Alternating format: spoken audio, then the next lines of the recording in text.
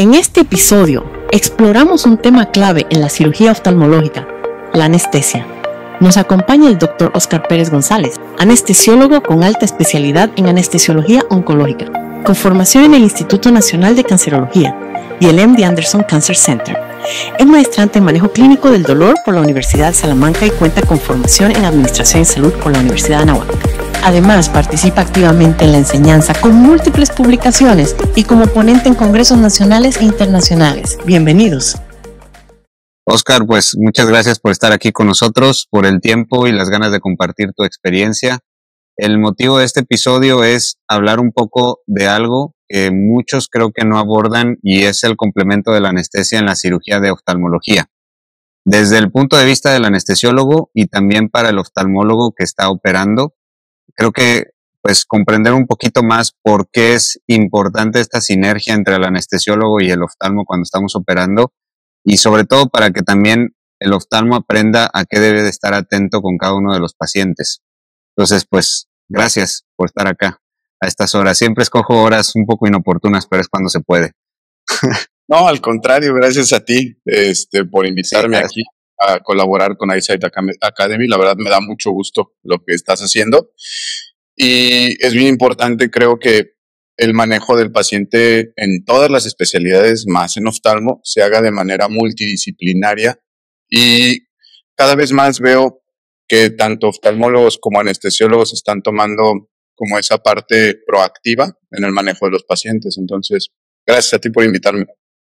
Pues, o sea, es que creo que es importante porque he visto y me ha tocado ser testigo de como que no se le ha dado, al menos en oftalmo, digo, no te estoy hablando de todas las especialidades, pero al menos en oftalmo yo aprecio y de verdad valoro, como no tienes una idea, una buena sedación cuando uno está operando. O sea, creo que eso te da el top de hacer una muy buena cirugía, de tener una muy buena experiencia tanto para el paciente como para el que está haciendo la cirugía. Entonces, por eso es que no todos los temas de oftalmo son ojos. Creo que es yo siempre les digo a los pacientes que a veces no se necesita un oftalmo o un médico, sino un equipo que esté a un lado del paciente cuidando todo, y pues yo creo que una parte fundamental definitivamente es el anestesiólogo, sin duda. Entonces, voy a empezar con unas preguntas un poquito más dirigidas, ya tú irás desglosando en lo que tú creas que es importante. La cirugía de oftalmo es importante dar anestesia con sedación, además de la conocida anestesia local. ¿Tú por qué crees que es importante que un paciente que se vaya a operar, de lo que tú me pongas en cuestión de oftalmo, ya sea una blefaroplastía, una cirugía de catarata, que es de las más conocidas que se hacen actualmente, hasta una cirugía ya más completa como de retina? ¿Tú por qué crees que sí es importante o si de plano es indispensable que se dé la sedación? Mira, yo pienso que ahí depende mucho del criterio de anestesiólogo y oftalmólogo y obviamente de cada paciente. O sea, decir que algo es indispensable para algo, creo que son pocas las situaciones donde tú puedes dar algo como indispensable, ¿no?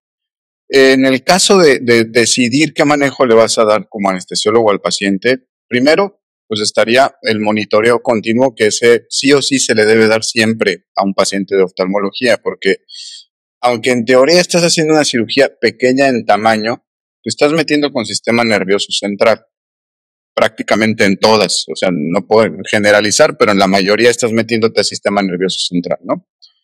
Entonces los cambios hemodinámicos que puede tener un paciente inmediatos, súbitos, pueden ser graves, incluso mortales. Entonces, que haya una segunda persona en un procedimiento, por lo menos monitoreando al paciente, eso creo que sí es indispensable.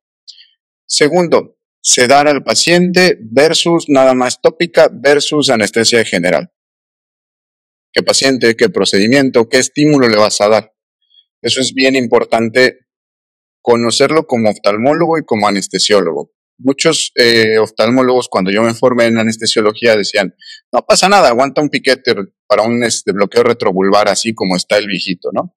Ellos no se mueven, no se quejan, no les duele. Ahorita ya se vio que sí, que la secreción de catecolaminas es importante, que el proceso inflamatorio es importante y que la posibilidad de lesiones es mucho más alta cuando no haces bien las cosas. Entonces, yo considero que por lo menos una sedación ligera y una buena analgesia a la hora de tocar cualquier ojo sería un plus para el paciente, un plus para el oftalmólogo y un trabajo muy delicado que debe ir haciendo el anestesiólogo.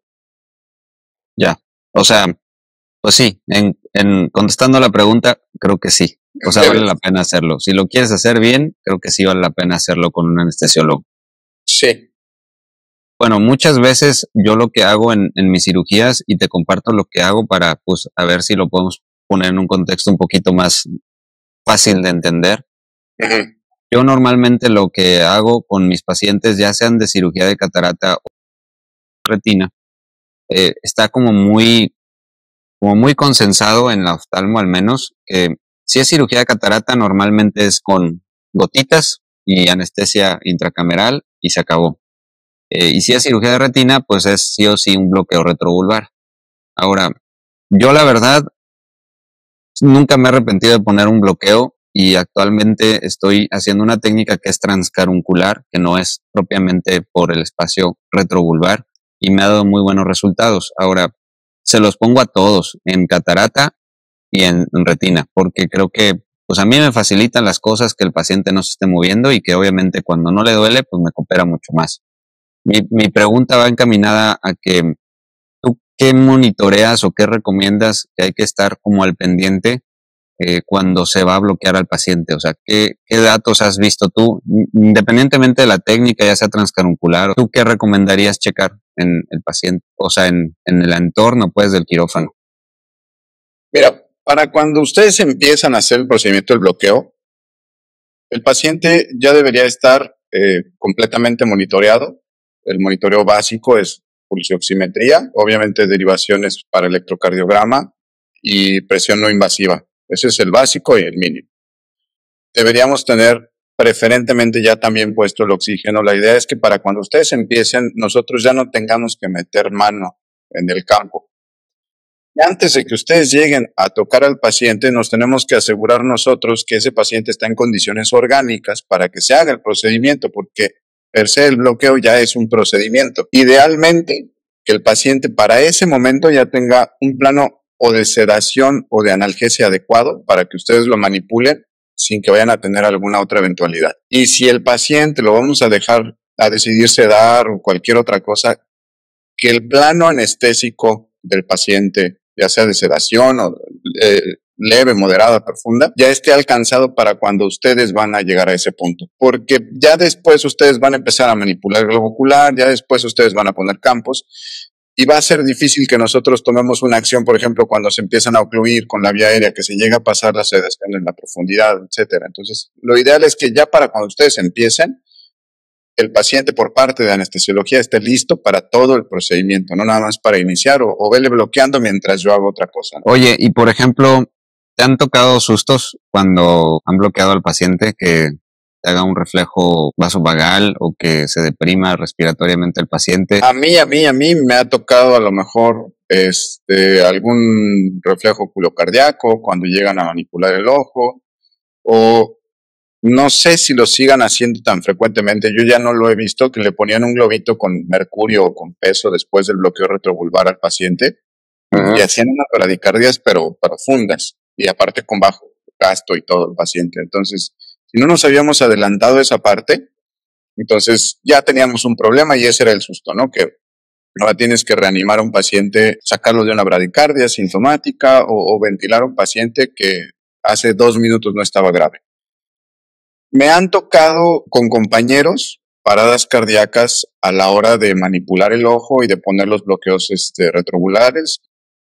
En el caso, por ejemplo, de que hubo una infiltración accidental de anestésico local, probablemente no fue directamente en el nervio óptico, sino intratecal. Y ahí pasa algo muy similar a lo que nos llega a veces cuando hacemos anestesia raquídea, que es que se va para arriba el bloqueo, ¿no?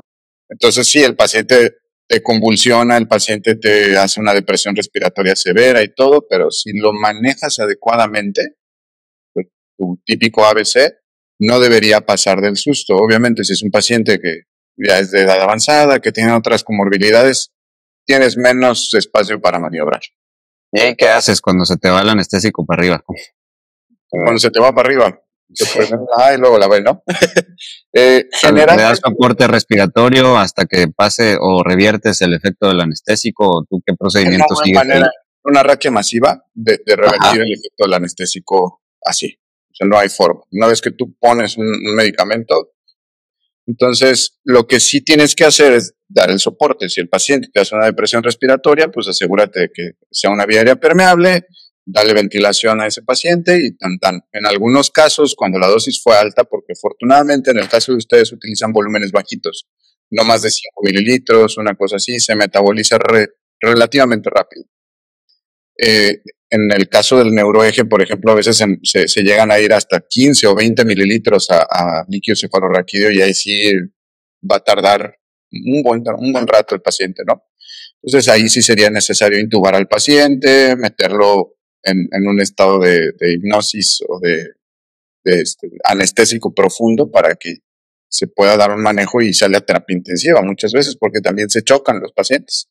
Entonces, necesitas ponerle amina, necesitas apoyo ventilatorio, si te hace una parada cardíaca, pues tratar de revertir esa parada cardíaca, aunque si llega a ese punto, ya no tienes mucho para dónde moverte, pero se puede revertir. Ya. Y, por ejemplo, la presión arterial, al menos yo es lo que más pongo atención en cuestión del bloqueo retrovulvar. ¿Tú qué presión arterial recomiendas que tomemos en cuenta? ¿Así independiente de la sistólica sobre la diastólica o más bien la presión arterial media? ¿Tú qué presión arterial media dirías? David, ya puedes bloquearlo y no hay tanta bronca. O no hay un número realmente así que tú digas. En teoría hay un número para los anestesiólogos que es 180, 110 para abajo puedes hacer el procedimiento y para arriba no. De presión arterial media. Sistólica y diastólica 180 sobre 110. Okay. En teoría con una media de 100 a 110 ya podrías hacer tu procedimiento, en teoría. Lo cierto es que si tú llegas a tener una punción vascular en un procedimiento que estás haciendo a ciegas, la posibilidad de que sea un hematoma grande, que no se reabsorba y que eso llegue a ser más grave, obviamente va a ser más alta. Ya tendrías que ponderar qué tan urgente es el manejo de ese paciente, ¿no? Desde el punto de vista oftalmológico. Si puedes tener un control adecuado de la presión arterial, yo te diría una presión arterial media menor de 100, es bastante aceptable, lo puedes manejar. Una presión arterial sistólica, la bibliografía te dice 170, la verdad es que abajo de 160 tienes un margen de lo ideal mayor, y una sistólica obviamente menor a 100. Ok, y por ejemplo, pues me han tocado muchos pacientes que llegan, que son hipertensos y que ya sabes, no se tomaron su medicamento de la presión ese día y vienen hipertensos. ¿Tú sí recomendarías como que tomar en base la presión arterial que trae al principio de que recibes al paciente o la que tú le controlas en el quirófano? O sea, si tú le puedes manejar la TEA en el quirófano, está bien. O recomendarías, no, es controladón, mejor.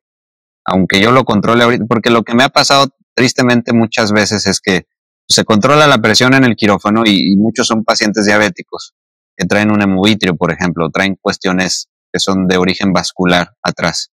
Entonces, una presión alta, pues estás manipulando ahí las membranas fibrovasculares y te va a sangrar más, y no paran de sangrar, y no paran de sangrar, etcétera. Y a veces les controlas la presión en quirófano, pero el problema muchas veces, o lo que me ha tocado, es que está controladito ahí, pero se le va a pasar el efecto de lo que tú le estés dando, que ahorita a ver si me platicas qué se les da, pero le das algo para controlar la presión, y al poco rato, ese mismo día, el paciente se va de alta y todo bien, y tú dices, terminé mi cirugía a todo dar, y al día siguiente lo ves y el sangradote ahí porque se volvió a subir la presión arterial. Es que ese justamente es el error que muchas veces cometemos como médicos en general. No digo desde el team de anestesia, el team de oftalmo o el team quirúrgico, ¿no? Un paciente que llega descontrolado el día de la cirugía, y descontrolado es arriba de 170, 110 de TA, es un paciente que al menos va a necesitar para que tú reviertas los cambios endoteliales entre 6 y 8 semanas, porque quiere decir que el paciente o no ha tenido un buen esquema antihipertensivo previo o no ha tenido un buen apego. Entonces, un paciente sin ese esquema y sin ese apego, tú le puedes controlar ahí en el perioperatorio y decir, bueno, es que es porque está estresado, le pongo medicamento, obviamente se le va a bajar, toda la cirugía está tranquilo, no tiene dolor, no tiene estímulo, está en hipnosis, lo sacas y tienes otra vez el pico de presión y es el problema. ¿Por qué? Porque no estamos dando chance a que se resuelva precisamente ese problema, que no es nada más físico, es un problema endotelial y metabólico de ese paciente. Y en teoría se tarda de 6 a 8 semanas en controlar. Ahora, el hemovitrio se puede manifestar como un daño a órgano blanco. Entonces estás ante una urgencia para resolver el cuadro y para resolver el cuadro hipertensivo. Es lo ideal que el paciente esté ingresado en el hospital, que tenga un buen seguimiento de antihipertensivos, utilizar antihipertensivos IV, por ejemplo, sulfato de magnesio es una muy buena opción. Otra buena opción, los beta bloqueadores IV, esmolol, abetalol, son muy buenos para utilizarlos en el perioperatorio, siempre y cuando tengas un seguimiento de ese paciente en el post. Si tienes una intervención no urgente, pero sí sensible a tiempo, ¿no? Entonces, si tú cuidas eso, normalmente al paciente le va bien. Si tú al paciente le pones un bolo de hidralacina, que así es como a mí de repente me habían enseñado, resulta que al rato el paciente te está haciendo picos y valles de presión. Y un paciente que tenías con una presión media de 110, al rato lo tienes con 50, y pasa el efecto y lo tienes otra vez con 100 y después otra vez con 40 y después con 120, y eso a todos niveles, no nada más en el ojo, le va a causar un daño orgánico probablemente más grave. Sí, pues por eso te lo pregunté, porque eso pasa de cajón en muchos casos donde les controla la presión y al día siguiente pues, está otra vez el hemovitrio porque pues, se hipertensó otra vez. Entonces un paciente que entró por un hemovitrio y salió con un hemovitrio, entonces la verdad es lo que menos quieres. Pero entonces, para que quede claro, un paciente que tú lo recibes, lo monitorean, le toman la presión arterial y si trae arriba de la sistólica de 160, 170, mejor va para afuera. O sea, es lo más sensato, creo yo. Hay una última consideración que muchos artículos lo mencionan, por ejemplo, de oftalmo. Está un grupo de brasileños, un grupo de holandeses, me parece, que están hablando justamente de los famosos outcomes. Si debo o no diferir a ese paciente, en ese caso concreto que me estás planteando. Ellos dicen que no, porque no se asoció a mayores complicaciones en el postquirúrgico en el caso de segmento anterior. Ok, probablemente porque segmento anterior y la presión intraocular no tienen tanto que ver de manera directa con la presión sistémica, porque tienes otros filtros a la hora de la formación del humor acuoso, etcétera, ¿no? Sin embargo, si el procedimiento va a ser para segmento posterior, sí es recomendable que tú le bajes esa presión. Tienes que considerar siempre el componente psicológico de esa hipertensión o iatrogénico o de bata blanca o como le quieras poner, que es muy frecuente. ¿Qué es lo que yo hago? Un poquito de ansiolisis. El medicamento de elección, por así decirlo, para la ansiolisis es el midazolam en dosis bajitas. Dosis bajitas es menos de 3 miligramos en bol. Okay. La mayoría de las veces a pacientes que están hipertensos, de edad avanzada, etcétera, con 1.5 miligramos de midazolam, 2 miligramos de midazolam, tú puedes valorar qué tanto del componente de supresión viene con el efecto simpático del estrés del paciente y qué tanto es por un descontrol endotelial del paciente. Entonces, si un paciente está descontrolado, lo monitorizo, considero que puede tener un componente de ansiedad, psicológico de ansiedad, le doy un poco de ansiolisis. Si 2-3 miligramos máximo de midazolam no me controlan la presión, no tiene caso que yo le ponga propofol, que le ponga un montón de cosas que evidentemente van a bajar la presión, la van a bajar rápido, la van a aumentar el riesgo cardiovascular y me van a generar un rebote en el postoperatorio. Okay. Entonces, le quito el componente emocional, le quito esa ansiedad. Si con eso ya nos mantenemos, lo más seguro es que haya sido solamente ansiedad. Y ojo, en el postoperatorio hay que cuidarle el dolor al paciente, porque ahora el paciente no va a estar ansioso, ya lo operaron. Debe tener dolor. O tiene otro estímulo, esa presión tiene otra vez ese componente simpático y va para arriba. Oye, del MIDA, me acuerdo en alguna ocasión que pues no recuerdo exactamente cuál fue el contexto, pero el paciente estaba un poquito ansioso, nervioso y pues hablando con el anestesiólogo que estaba en ese momento, le comenté la posibilidad de eso del midazolam. No sé si me estoy confundiendo, pero algo comentaron que se puede producir o acelerar la demencia en... ¿Es ese? ¿O cuál es? A lo mejor me estoy confundiendo. No, En pacientes mayores o que son propensos a ciertos trastornos como de demencia senil y demás. decían un montón, y de hecho a mí me tocó esa escuela y me tocó aprenderlo así, que las benzodiazepinas en general, en el periodo perioperatorio se asociaban a mayor delirium postoperatorio y peores desenlaces en ese sentido. A finales del año pasado salió el artículo donde vieron que no hay una asociación directa entre el uso de benzodiazepinas con delirium postoperatorio y otras alteraciones cognitivas de los pacientes, siempre y cuando no te pases de las dosis. O sea, la Claro, verdad realmente son microdosis, ¿no? Las que estás manejando incluso. sí, no? o sea, no necesitas darle una dosis de intubación con midazolam a un paciente, ya no se usa. Entonces, se puede usar en urgencias, en otros contextos, pero no vas a intubar a un paciente solo con midazolam, teniendo otras opciones que son mucho más amigables, con una duración mucho más cortita y con menos efectos adversos, si lo sabes usar bien. Ya, eso era lo que me había surgido la duda, porque creo que sí importa mucho manejar la ansiedad, muchas veces es más ese tema que otra cosa. Claro. Incluso para el tema de la glicemia, también. He notado pacientes que normalmente con diabetes estaban bien controlados con hemoglobinas de 7, que digo, no es lo ideal, ¿verdad? Pero un paciente diabético que tiene una hemoglobina de 6.7, 7, una hemoglobina glucosilada, pues en teoría está más controlado que mal controlado. Y andan manejando glicemias en ayuna de 140, digo, vaya, no se pasan del 150 y llegan al día de la cirugía y 250. Entonces, digo, la verdad es que no sé qué tanto tenga que ver ahí el componente de la ansiedad, pero no es raro que me haya pasado. La verdad, la mayoría es porque no están bien controlados.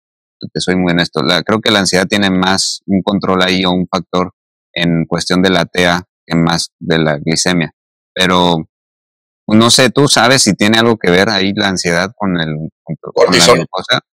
Se eleva el cortisol y se aumenta obviamente la glucosa. O sea, es un rebote.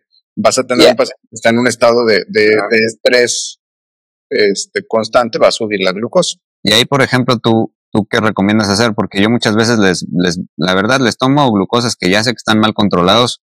Generalmente yo no opero un paciente si trae una glucosa arriba de 200, porque ya sé que empiezan con un ciclo ahí de complicaciones, hacen resangrados, hacen redesprendimientos, hacen glaucomas neovasculares. Entonces prefiero que si no está bien controlado, que lo opero, porque pues la cura no es la cirugía, la cura es el control no hay cura pues, pero el control más importante es su glucosa. Entonces tú, por ejemplo, en este caso que tú crees que es un componente de ansiedad, vale la pena, si has visto en el historial del paciente que está bien controlado, o sea, les ves como lo que yo te decía, le ves la hemoglobina glucosilada, le ves que en promedio ha estado manejando glicemias de 150, 160, o sea, nunca ha estado así de que 300, 400, y llega el día de la cirugía y 250. ¿Tú cómo lo manejarías? ¿Crees que sea conveniente darles este manejo de ansiedad y luego volverles a tomar la glicemia capilar o cómo aplica ahí? Lo más seguro es que incluso controlando la ansiedad no vayas a tener un cambio tan marcado como por ejemplo pasa en la TA. Pero a criterio, si tú tienes un paciente que con evidencia tiene una glucosilada de 7 o de 6.5, quiere decir que el paciente no te está haciendo picos en el transcurso del día, que el paciente tiene un control aceptable, que el paciente tiene un apego aceptable. Entonces, el riesgo no es por un pico nada más en la cirugía. El riesgo es por un descontrol metabólico y una disfunción endotelial a lo largo del tiempo, el que te va a generar un mayor problema. Si a mí me preguntas desde el manejo anestésico, pues no va a haber tanto problema. Lo ideal es que si tú tienes en quirófano un descontrol glucémico, lo trates como con insulina de acción rápida, para eso tienes Destrostix, puedes ir haciendo un control de la glucemia. Lo ideal es tenerla lo más cercano a 140, eso es lo ideal, pero con menos de 180 podrías decir que estás trabajando bien con esa glucosa.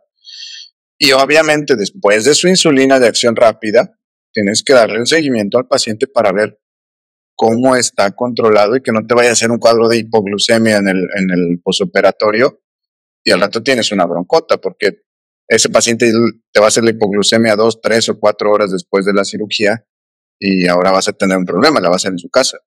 No estás tú ahí. Porque la hipoglucemia en este caso puede ser más grave, ¿no? Ahí sí se te paran. Exacto. Digo, ahí sí se chocan. Pero ahí, por ejemplo, también yo te quería preguntar, ¿tú cómo sugerirías? Porque hay veces que pues por programación de quirófano pues no hay lugar y pues el paciente diabético lo programaron a las 2 de la tarde. Ya sabes, en ayunas pues no puede tomar sus medicamentos de la glucosa, puede tomar sus medicamentos de la presión, pero pues el paciente ya prácticamente lleva con su ayuno más de 8 horas. Y ya me ha tocado que están ya por pasar y ya están haciendo glicemias de 70, de 80. ¿Cómo recomendarías manejarlos? O sea, ¿valdría la pena tomarles un Strontics y pasarles una solución glucosada ahí antes? O que el paciente, si se va a programar tipo a las 4 de la tarde, pues sí desayune algo y se tome su medicamento de lo que esté tomando y que llegue a la cirugía con al menos 6, 7 horas de ayuno. Mira, antes las guías te decían 8 horas forzoso le tienes que dar al paciente de ayuno. Sí, un paciente a sólidos, a comida abundante en grasas y todo, pues sí son 8 horas idealmente para que ese estómago esté vacío. Pacientes diabéticos generalmente te hacen gastroparesia y van a tener un vaciamiento prolongado. Entonces, eso hay que considerarlo. Acá en la práctica, tengo muchos pacientes de onco que obviamente también tienen diabetes y que también tienen un descontrol metabólico. ¿Qué hacemos? 2 a 3 horas antes de la cirugía, les damos, aquí no hay la solución esa que le dan en Estados Unidos a los pacientes, que es una carga de carbohidratos bien balanceada. Entonces les damos de repente un poquito de electrolito, o les damos Gatorade, o les damos líquido endulzado con miel, lo que sea. Y hemos tenido una mejor respuesta a esa curva de glucosa, porque el paciente 3 horas antes del procedimiento está teniendo otra carga de carbohidratos, no está en ayuno tan prolongado, no te hace esas hipoglucemias y el control metabólico es un poquito más sencillo. Y está demostrado que si tú le das líquidos al paciente 3 horas antes, 200 mililitros máximo, no vas a tener mayor riesgo de una aspiración ni nada. O sea, eso ya está en las guías desde hace varios años, no es algo así como de, salió ayer. ¿Y también lo puedes manejar con procinéticos o no? Sí, se vale. ¿Cuántas horas de ayuno tú sí recomiendas desde tu experiencia para evitar problemas en un diabético que se va a operar de una vitrectomía? ¿Cuánto es lo menos que recomiendas que sí tenga de ayuno? Si tú le das un desayuno ligero es fruta, algo que no tenga mucha grasa, que no sea en cantidades grandes, 6 horas. Ok. Sí, 6 horas. 6 horas y 3 horas antes de su procedimiento, que se tome sus 200 mililitros de electrolit.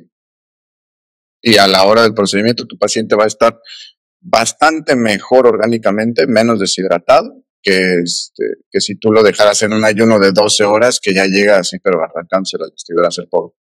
Pues fíjate, puede ser una buena opción que en las salas de quirófano ambulatorio de cualquier tipo tengan electrolit. Digo, no hay, ¿cómo se dice? No hay conflicto de interés, ¿verdad?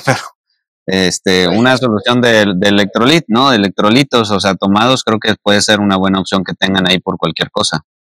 Es la opción que tenemos, es la opción fácil, no es la ideal. Obviamente las soluciones balanceadas para carga de carbohidratos vía oral están mucho mejor formuladas para que la absorción con fibra y con todo sea un poquito más adecuada sin que dé esos picos de glucemia, ¿no?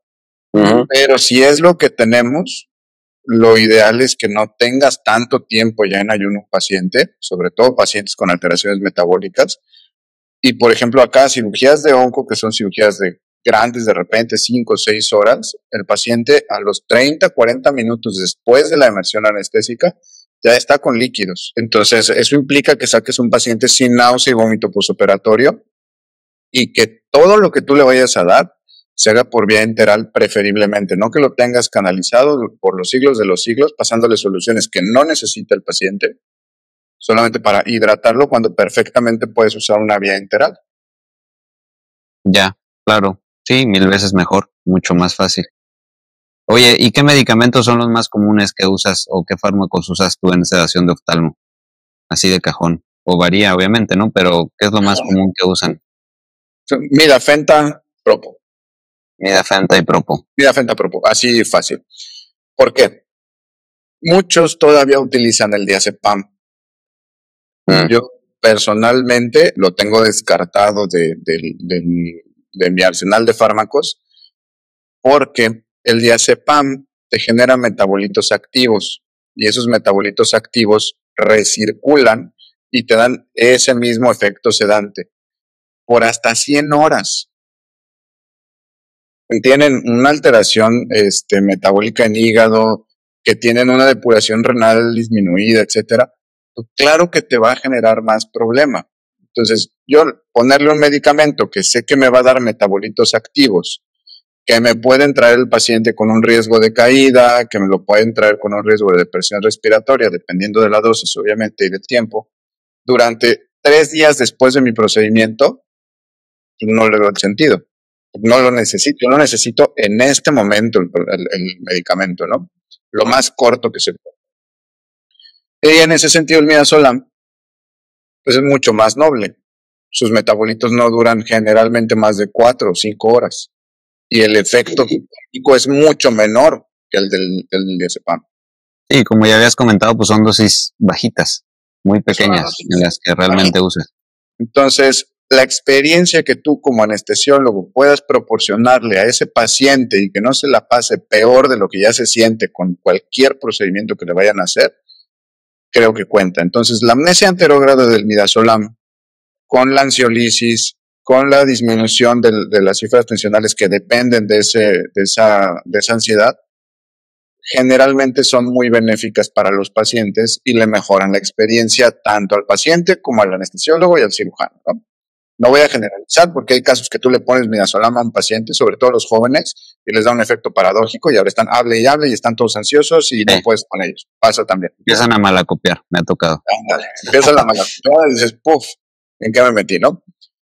Entonces, el midazolam lo utilizo generalmente como mi medicamento inicial, precisamente para darle tiempo a que me dé esa amnesia anterógrada y para que lo que sea que se pueda dar en el quirófano de, oye, no está esto, no está aquello, nosotros lo vemos como algo muy normal, de, oye, sin esa pinza no, pero, y el paciente cree que no tienes todo el material, ¿no? Entonces, ese tipo de cosas las mitigas con el midazolam y su efecto idealmente lo vas a tener entre 10 minutos y 15 minutos. Entonces, yo lo pongo prácticamente con el paciente llegando a quirófano, para que todo ese tiempo el paciente se lleve una mejor experiencia, además que le das tiempo que bajen sus cifras tensionales y esté orgánicamente muchísimo más estable.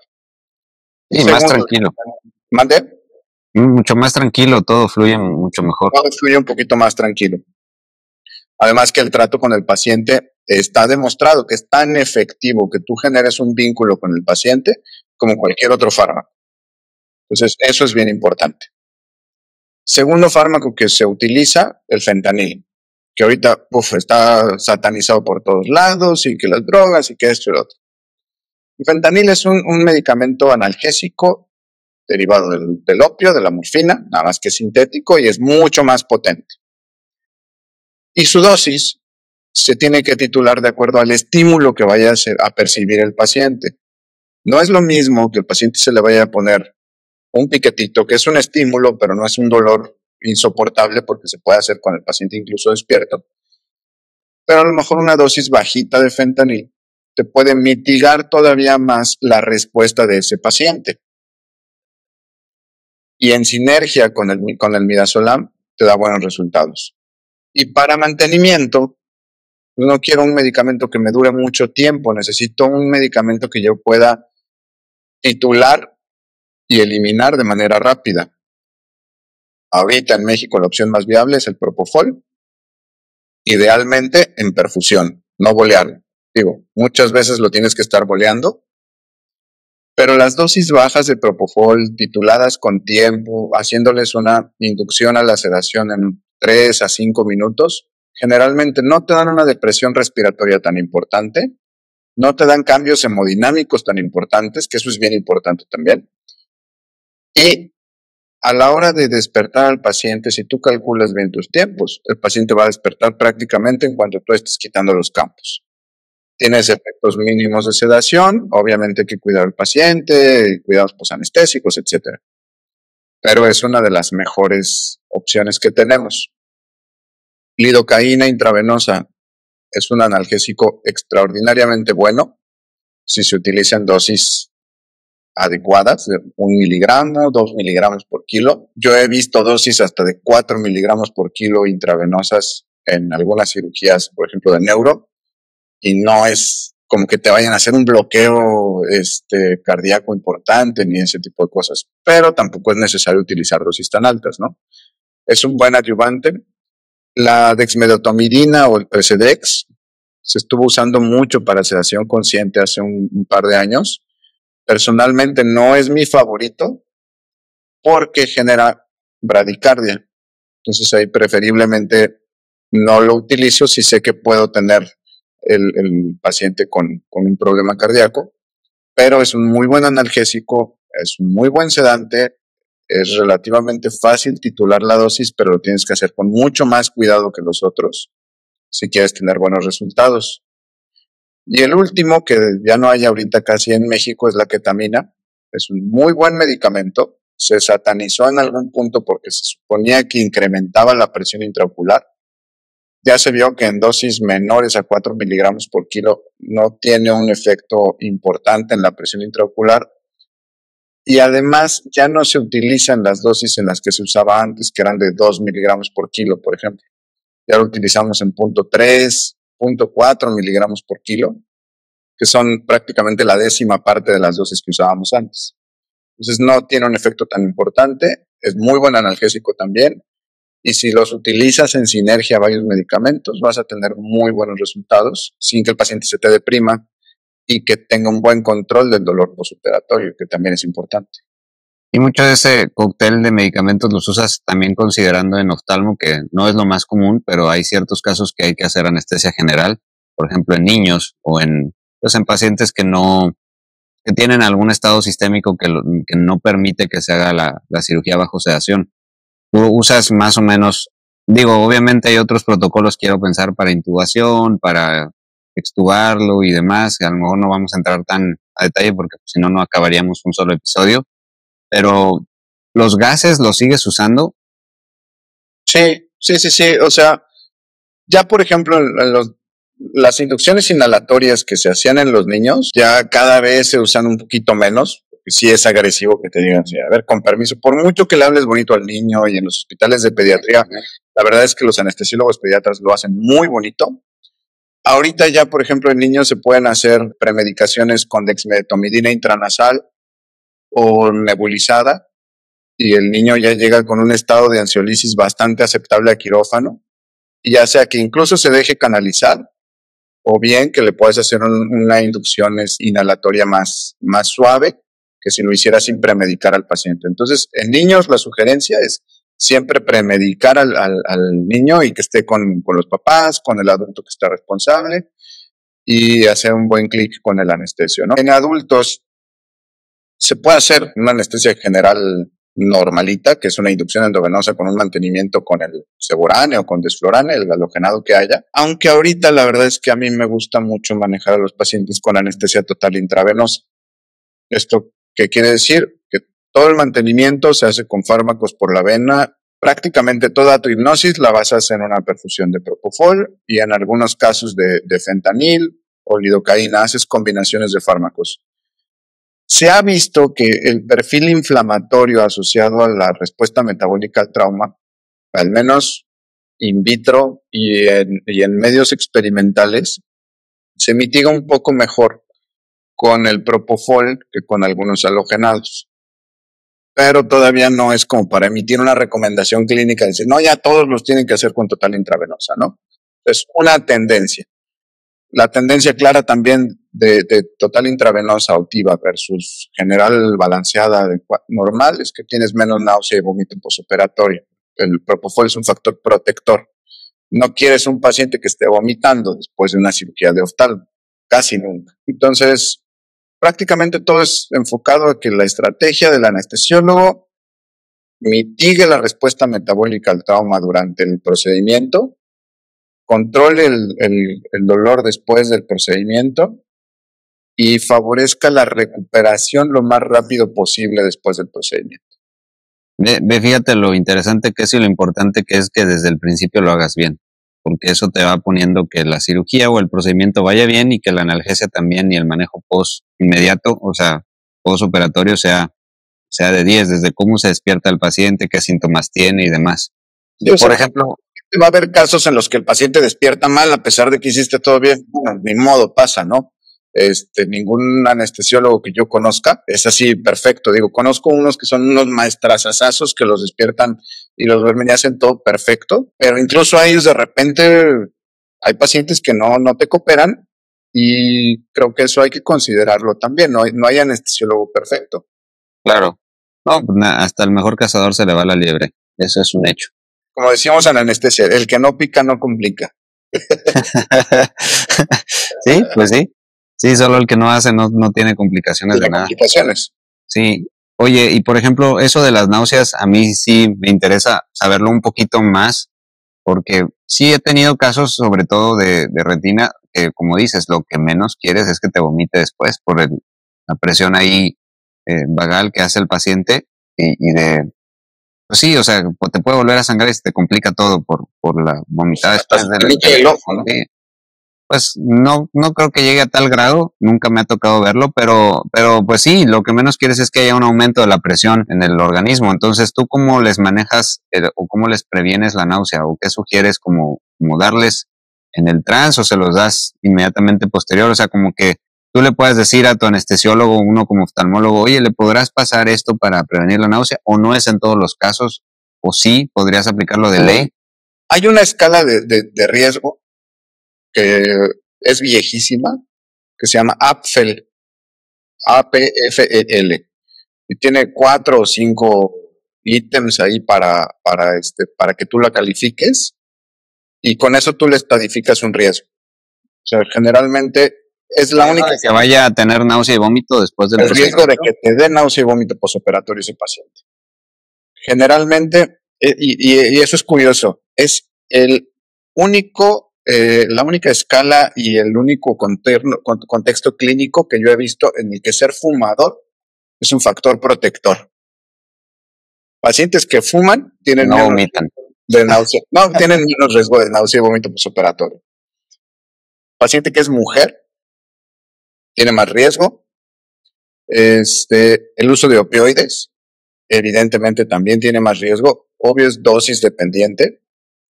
Y por último, que el paciente en un procedimiento previo haya tenido náusea y vómito postoperatorio. O sea, casi siempre. Si el paciente ya te dijo, la vez pasada vomité, aguas porque esta va a vomitar, ¿no? Entonces, con esa escala y con esos 4 puntos, si tú tienes 0 de riesgo, o sea, un hombre fumador, en el que no vas a usar opioides y que no ha tenido náusea y vómito en sus cirugías previas, es un 0, ¿no? Tienes un 4, es un paciente que tú debes cuidar de esa náusea y vómito postoperatorio. Con base en eso, entonces tú ya decides, bueno, puedo utilizar un esquema sencillo, doble o triple de un antiemético. Casi a todos mis pacientes, digo, no a todos, pero casi a todos, me gusta utilizar dexametasona en el transoperatorio. Los americanos te dicen hasta 10 miligramos dosis única en cirugía mayor. Yo utilizo dosis más bajas, entre 6 y 8 miligramos. Obviamente, si el paciente tiene un descontrol glucémico importante, muchas veces me la ahorro. Aunque también por ahí hay artículos que dicen es preferible ponérselo a no ponérselo, ¿no? Pero no vamos a entrar como en esos detalles tan técnicos. Pero en general, la dexametasona es un muy buen antiemético. La metoclopramida es un muy buen antiemético. Y en tu tercer escalón ya tendrías el ondansetron, el palonosetron, el tropisetron y otros fármacos, ¿no? Que son ya un poquito más complejos. Nada más ojo ahí. Si vas a utilizar ondansetron y tramadol como analgésico en el postoperatorio, de preferencia no hay que dar los puntos. Okay. Porque comparten una vía del mecanismo de acción, que es la 5-hidroxitriptamina, y pudiera o no modificarte eso. Ok, antes de pasar ya casi por terminar, yo sé que podemos seguir hablando por 20 horas y no se acaba, pero pues no es tampoco cátedra de anestesia, es nada más para que tengamos un poquito más de idea de cómo manejar a los pacientes en la anestesia como oftalmos, y pues también los anestesiólogos a lo mejor pueden parar un poquito de más antena en esa cuestión. Si a lo mejor, mira, yo no usaba la Dexa, ¿no? Por ejemplo, en mis pacientes, o no lo había tomado en cuenta, etcétera. Algo que me pone a veces en jaque y en duda es muchas veces el uso o no de la aspirina previo a la cirugía.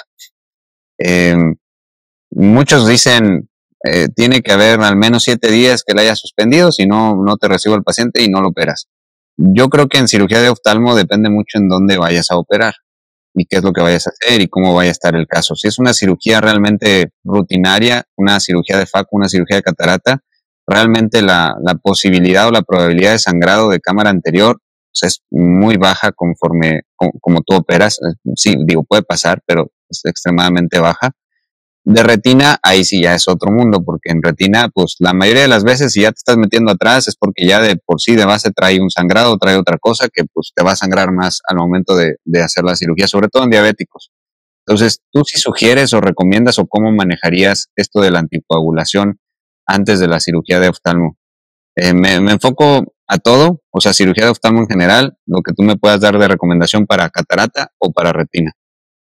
Mira, ahí hace, ¿qué será? A lo mejor 5 años, yo creo. Todavía estaban con el eterno debate de, como al paciente no le suspendieron la aspirina, entonces no le puedo dar un bloqueo, ni le puedo dar, ni lo puedo meter a cirugía de ningún tipo, ni le puedo hacer anestesia de ningún tipo, ¿no? Y si lo meto es bajo responsabilidad del cirujano. Y era un pleito siempre. Ya se vio que el uso de la aspirina, primero, o sea, incluso llegué a ver gente que le pedía tiempos de coagulación a los pacientes con aspirina o con clopidogrel. Que dices, no funciona así, pero bueno. Al ser un antiagregante plaquetario, la aspirina pues, no te va a modificar los tiempos. Te pudiera aumentar dosis dependiente del riesgo de sangrado, muy relativo. No se ha visto ahí realmente que tenga un impacto significativo. Por lo menos en la anestesia regional ya no es una recomendación suspender la aspirina, sobre todo si tú sopesas que le estás dando aspirina a un paciente que tiene un alto riesgo cardiovascular. No tiene caso que tú lo suspendas así. Si estuviéramos hablando de otros anticoagulantes como apixaban, rivaroxaban, dabigatran, cualquier otra cosa, bueno, ya estamos en otro contexto. Pero en el específico de la aspirina, ya ahorita, a menos que tuvieras mucho riesgo de sangrado o alguna otra cosa, pero incluso ni así se está suspendiendo ya la aspirina. La probabilidad de que te aumente el riesgo de sangrado transoperatorio por la pura aspirina es muy bajo. Muy bajo, por la pura aspirina. Okay. Si tiene otros coagulantes o otros antiagregantes, ok, ahí sí. Pero por la pura aspirina no. También el uso de otros AINES, por ejemplo, del ketorolaco, del metamizol, etcétera, etcétera, se decía, no, es que te aumentan mucho el riesgo. Sí, dosis dependiente. Yo generalmente los analgésicos no esteroideos los utilizo en dosis bajitas. Está plenamente demostrado que ponerle 30 miligramos o 90 miligramos de ketorolaco a un paciente te dan prácticamente la misma eficacia analgésica y te triplican los efectos adversos del fármaco. Entonces no tiene ningún caso dar dosis, les decimos nosotros, de caballo de ningún fármaco. Las dosis ya no son tan altas. Ya, ok. Entonces, pues eso sí es importante aclarar. Y ojo, mencioné la aspirina porque pues es lo más común, que la mayoría de los pacientes que vas a operar de catarata lo están tomando. O sea, yo creo que el 95% están tomando aspirina. Ok. De los anticoagulantes, pues yo creo que ya es otra... Digo, ya sabes, ahí se pueden hacer puenteos y demás, y depende también el padecimiento que tenga de base el paciente, qué tan grave sea, qué tan indispensable sea suspenderlo o no. Yo creo que nos podríamos tomar otra hora nomás hablando de eso.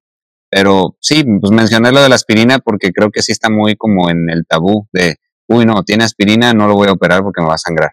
Sí, no, eso yo por ahí había escuchado algo de que no era cierto, pero pues yo creo que es importante como retroalimentación decirlo de que pues eso ya está más como que del lado del tabú y no tanto de lo que en realidad pasa.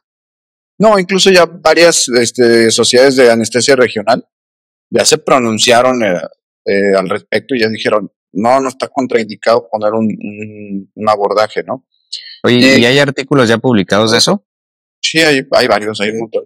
Pues a ver si los puedes compartir y yo los pongo en el link del video para que también, digo, que no se quede entre la plática de dos locos aquí hablando y diciendo, ¿por qué él lo dice? No le voy a hacer caso, ¿no? Para que también, también para que se comparta la evidencia y que pues quien lo quiera leer y quiera aprender un poquito más a fondo de lo que se está hablando aquí, pues lo pueda checar. Sí, yo creo que valdría la pena. Obviamente, no todos los artículos están publicados específicamente en cirugía de segmento anterior o de... Claro. Bla, bla, bla. No, claro, pero a ver, yo creo que sí está publicado que si en una cirugía mayor no la suspenden, pues digo, no estoy minimizando la cirugía de oftalmo, la verdad es que tiene su, o sea, no es poca cosa, pero lo que voy es que si estandarizado está en cirugías en general, donde por la manipulación de tejidos y demás, pues es más probable que te sangre un paciente, ¿estás de acuerdo? En a lo mejor una, no sé, o algo así. Ajá. Digo, una faco como ¿por qué le vas a suspender la aspirina? ¿Me explico? O sea, eso es a lo que yo voy con la balanza ahí de la información. Ok, oye, y ya nada más para terminar, yo a todos mis pacientes del 90-95, pues por ser retinólogo, pues son diabéticos, entonces no les doy tipo ketorolaco y ese tipo de cosas de analgesia postoperatoria. Ya comentaste un poquito de lo que es la Dexa, ¿no? Que se les puede administrar, pero ahí a lo mejor con cuidado y monitoreando los niveles previos que tenían de glucosa. ¿Cómo recomendarías dar una analgesia, ya sea por vía oral o si de plano el paciente no tiene dolor, mejor no dar nada? ¿O tú qué recomendación das en general de, en caso de dolor, puede tomar esto, ¿no? Que sea, pues ahora sí que bueno, bonito y barato y que en cuestión de efectividad y de complicaciones, pues no sea mayor.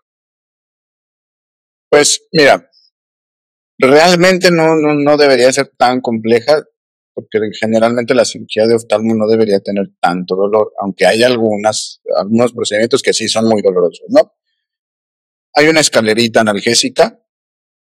Yo prácticamente a todos los pacientes les pongo paracetamol, incluso pacientes hepatópatas, obviamente que no estén en falla hepática, pero pacientes con algún tipo de hepatopatía, childhood, etcétera, puedes manejarlos hasta con 1 gramo cada 8 horas de paracetamol.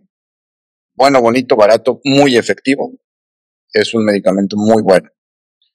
Si el paciente tiene una función renal conservada, entonces sí puedes utilizar AINES sin mayor problema.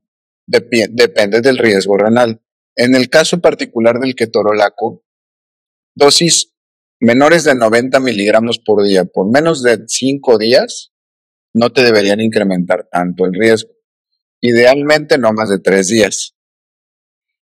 Y ya si quieres subirle o quieres algún otro perfil, pues están el ketoprofeno, el dexketoprofeno, el loxoprofeno, que es relativamente nuevo, que son muy buenos analgésicos y tienen un perfil un poquito más tolerable. El celecoxib también es buen analgésico, el meloxicam también es bueno. Y eso sería como en tu segundo escaloncito. Yo normalmente asocio paracetamol y un AINE para dolor leve. Leve a moderado. Ya cuando empieza a pasar de moderado, generalmente se le tiene que agregar tramadol. Okay.